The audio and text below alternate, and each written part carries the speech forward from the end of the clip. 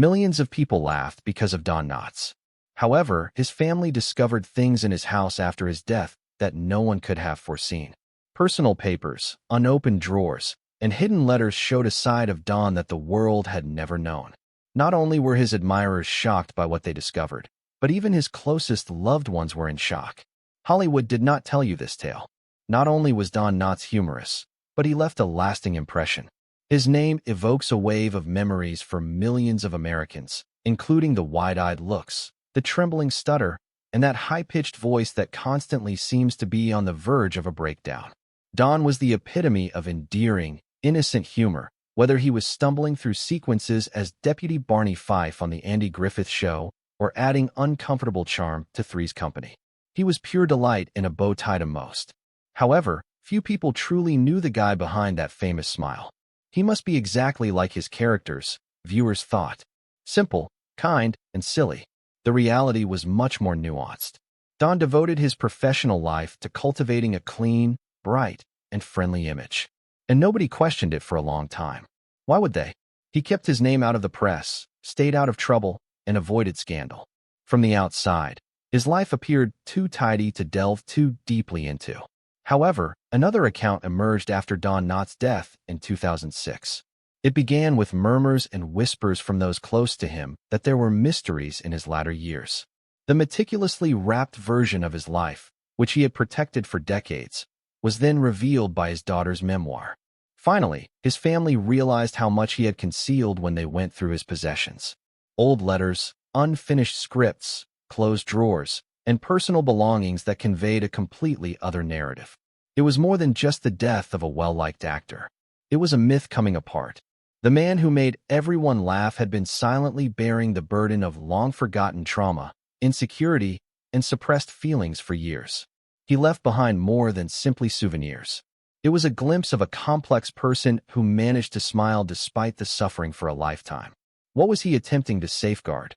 Then, if his legacy was meticulously crafted, in the most unlikely locations, the solutions would start to show themselves.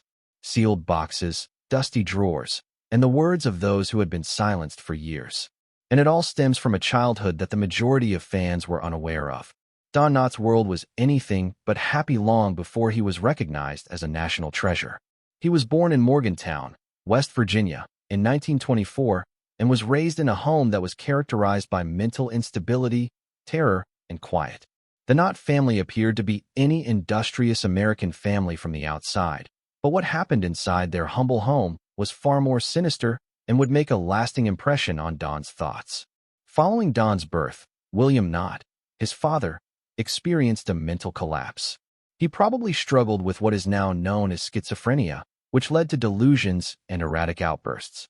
He is said to have put a knife to young Don's throat in one horrifying incident. The night turned into more than just a recollection. It turned into a wound that would never completely heal.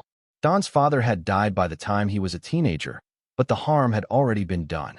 Don was a shy, nervous, and reclusive child who frequently retreated into his imagination. He made voices and characters to help him survive, not to amuse himself. Don had to live with strangers because his mother, Elsie, owned a boarding house to support the family.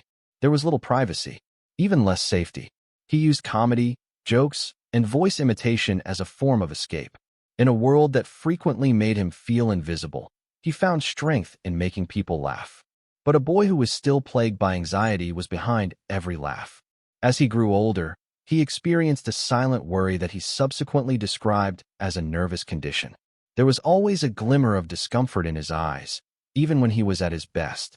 Those closest to him knew better than the majority of his admirers, who believed it was part of the act. Don discovered early on that laughter could serve as a shield, and he would use it throughout his life on stage, in a set, and in public. However, popularity also brought with it new pressure to remain concealed as well as to be entertaining. He carried into adulthood not just a gift for comedy, but also a deep, unrelenting terror that would accompany him all the way to Hollywood. Don Knotts was a comedy genius to the world, an Emmy-winning performer with impeccable timing whose slightest nervous gesture could make the whole room laugh. Behind the scenes, however, the very humor he possessed was rooted in something much more intimate: dread. Don had more than just emotional insecurities. They were all pervasive. He struggled with a severe fear of failure and rejection from the beginning of his profession. He couldn't shake the persistent feeling that he wasn't good enough, intelligent enough, attractive enough, or skilled enough, even as he was receiving accolades and being honored on national television. In an interview, he once acknowledged that he thought he might never be hired again when a role or a show ended. He had a reputation for being fixated on his roles and repeatedly rewatching situations, analyzing his line delivery and facial mannerisms in great depth. Even while his characters appeared natural on television, they were all the product of a great deal of personal pressure. Don's goal was more than just doing it properly. In his view, everything would fall apart if he slipped, so he had to.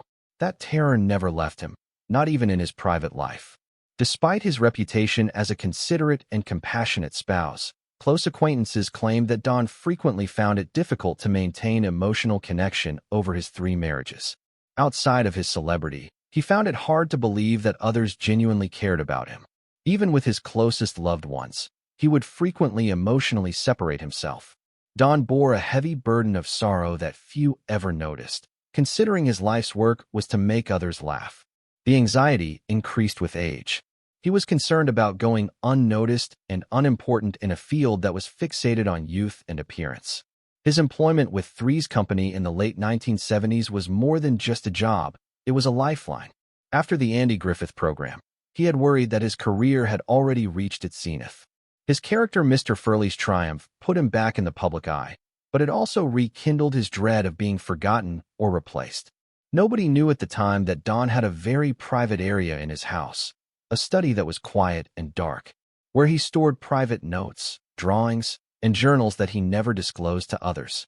The actor who had dedicated his life to playing likable idiots spelled out his worries in that room in incisive, unvarnished detail.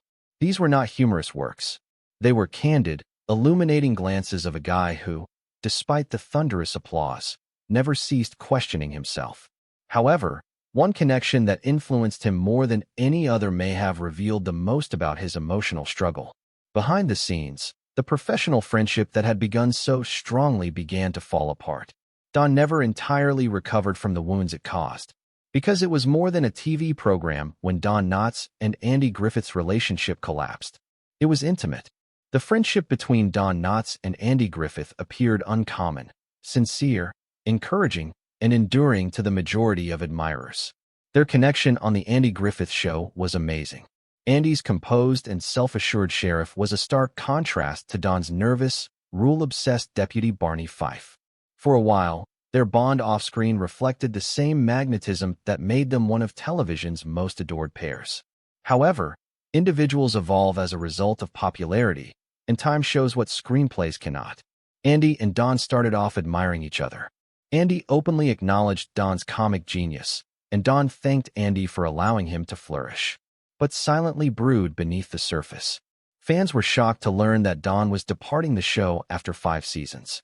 Behind the scenes, Don thought the show was coming to an end, so he looked for other chances before landing a contract with Universal Pictures.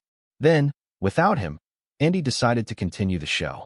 Neither man completely moved past it, and it was a turning moment. Don was caught off guard. He anticipated that in return for his loyalty, despite leaving in public with elegance, pals claimed he felt abandoned and hurt. Others close to the program expressed dissatisfaction, notwithstanding Andy's assurance that there was no hostility. Some people thought Andy felt betrayed by Don's leaving. Others alluded to Andy's apprehension about sharing the limelight. The two maintained their good relations and even made sporadic appearances together in following years. However, the affection that formerly characterized their relationship had given way to something more formal. They were no longer close, but they were courteous and considerate. Curiosity was rekindled after Don's death by what his family discovered among his personal effects. Letters, some unsent and some addressed to Andy, were in a locked drawer. A few expressed regret. Others resemble incomplete dialogues. Don's handwritten comments, underlined phrases, and personal commentary on early Andy Griffith Show screenplays demonstrated his strong emotional connection to that period of his life. A brief message was written in one flimsy envelope that was dated shortly after he exited the event. "I wish our relationship had been more transparent. This is not how I intended it to end. It is unknown whether Andy ever received that letter, but it is known that Don carried that unresolved tension with him until the very end. And it became evident that some friendships are far more complex than they seem as his family picked through the fragments he left behind. What was revealed about Don's last days would be even more surprising, because just half of the narrative was presented to the public. The headlines after the announcement of Don Knotts' death in February 2006 were polite and expected. They read that a beloved comic passed away quietly. The public imagined a peaceful, thankful farewell with loved ones by their sides. However, Karen Knotts, his daughter, claims that version of events omitted far more than it disclosed. Don's last days were difficult, and occasionally even odd. He had struggled with his health for a long time. He had been diagnosed with lung cancer following years of smoking, and macular degeneration had taken away a large portion of his vision. Refused to slow down, though. He was still performing, interviewing, and writing in his late 70s. It seemed as though Don's retirement meant giving in to the silence he had eschewed for his entire life. Family and close friends came together while he was in the hospital, characterized the atmosphere as bizarre. Some guests, thinking that he would have enjoyed a good chuckle, cracked light-hearted jokes by his bedside as morning slipped in and out of consciousness. Later, Karen claimed she needed to get out of the room to gather herself. Even though her father was barely hanging on, it felt more like a show than a farewell. And that was only the start. One of his last possessions was a folded list that was kept in a drawer next to his bed. Some of the names were underlined, while others were crossed out. He did not want to see certain people. There were question marks next to certain names. It seemed as though Don was still attempting to sort out unsettled personal ties in his last hours. Scribbled notes, half-formed character ideas, one-liners, and jokes were scattered around. Don was attempting to remain visible in addition to keeping himself occupied. He had uncommon last wishes. No big event, no speeches in public. He wanted people to giggle when they thought about him. He gave stringent instructions regarding personal belongings in his house, which is even more intriguing. Drawers were supposed to remain closed. There were some letters that were to be destroyed. Karen said that she still read them. She discovered a father who was much more complex than the one she had grown up seeing on TV. Don wasn't holding on to his celebrity. He was clinging not as a performance, but to significance, to being understood, but as a contradictory, fearful, brilliant, and regretful person. His latter days were marked by a quiet emotional storm that few realized existed until it had passed, rather than by calm. And his family would be genuinely stunned by what they discovered next, inside the place he had protected the most. Like the man himself, Don Knotts lived in a humble, peaceful, traditional, and unassuming home. Even those closest to him, however, hardly ever went inside the room nestled away in the rear. After his death, it became the most exposing area of the home because it was his personal study. The majority of the rooms contained the usual items: old screenplays, pictures, and awards, when his daughter Karen and a few other family members started going through his possessions. The study, however, was distinct. They discovered a room trapped in time behind a wooden door that was locked. There was an old typewriter on the desk. Books, tapes, and binders were arranged on shelves, and there was a secured case beneath the desk. Dozens of handwritten journals, many tied with string, were neatly arranged inside the cabinet. These weren't comedic notes or screenplays. These were candid entries that were rife with introspection, anxieties, and intense emotional turmoil. A few pages were hurried and disorganized. Others were painfully obvious. He wrote on how, despite his celebrity, he felt invisible, about squandered opportunities, difficult relationships, regrets he never expressed, and a persistent fear of dying alone. Thoughts about faith, family, and whether he had actually had a significant impact were all included. Sketches, odd, intensely personal drawings of characters no one has ever seen before, were included with the words. Some were ominously gloomy, some silly. The ones I could never play was the title of one sketchbook. Letters were also present. He wrote him messages that said things like, "You deserve to rest," and "You are enough." They weren't dramatic. They served as silent reminders to the world from a guy struggling to survive. The man with everything was Don Knotts. But he was just a man trying to survive in this space. According to Karen, it was like meeting her father for the first time, and the events that transpired would further delve into memories, confessions, and realities that would change her life forever. How she deciphered the man who was laughing. Now, it was about what his daughter would ultimately discover, not just what Dawn had left behind. The quieter, more nuanced version of her father that she lived with and the one that the world loved were the two perspectives Karen Knotts had for the majority of her life. Don Knotts was considered a comedy genius by the general public. He was affectionate, yet emotionally distant from Karen. And the greater truth came to light after his passing. Karen acknowledged that her father was difficult to read, but she had always appreciated his work and had even followed him into show business. He loved her very much, but he kept a discreet distance from her, which she once attributed to stress or job. When she started reading his notes, letters, and notebooks, that changed. What began as mourning evolved into something else completely. The man she believed to be her acquaintance was far more complex, powerful, yet incredibly vulnerable. He had escaped poverty, worry, and trauma, but he never let himself enjoy his accomplishment to the fullest. He was always afraid of losing everything. Unsent letters to relatives were among the findings. For not being more emotionally present, one person felt guilty. Another referred to Karen as the only one who ever truly saw me and praised her for her tolerance. She claimed the line altered her perspective on their entire relationship. Some of the reflections hurt. He described regrettable situations when he distanced himself or was unable to establish a connection. However, Karen gained a better understanding from those texts. It was not coldness that separated him. It served as defense and a coping mechanism for the emotional burden he never completely disclosed. Karen eventually used what she had learned to create a stage memorial to her father and a biography that was tangled in knots. However, she ignored his notoriety. She revealed the whole complex tale of a man who quietly carried his own sorrow while making millions laugh. She discovered more than simply souvenirs. It was a trail of breadcrumbs left by someone who obviously wanted to be understood but might not have had the words to express how he felt. And one thing is evident when you consider everything. Don Knotts was never really known by the world. Finally, though we do, Don Knotts was more than just an actor by the time of his death. He represented pure, unadulterated humor. His image was ingrained in American society. For years, his roles were reenacted, and for the majority, that legacy was sufficient. It is hard to view Don in the same light now that we know everything about him, including the childhood trauma, the scribbled confessions, and the locked cabinet full of secrets. Because Don Knotts was more than just the eccentric landlord or the incompetent deputy. He was the type of man who laughed because life was difficult, not because it was simple. Comedy was his lifeline, a strategy for survival, a defense. There was genuine terror behind every trembling word and anxious look on film.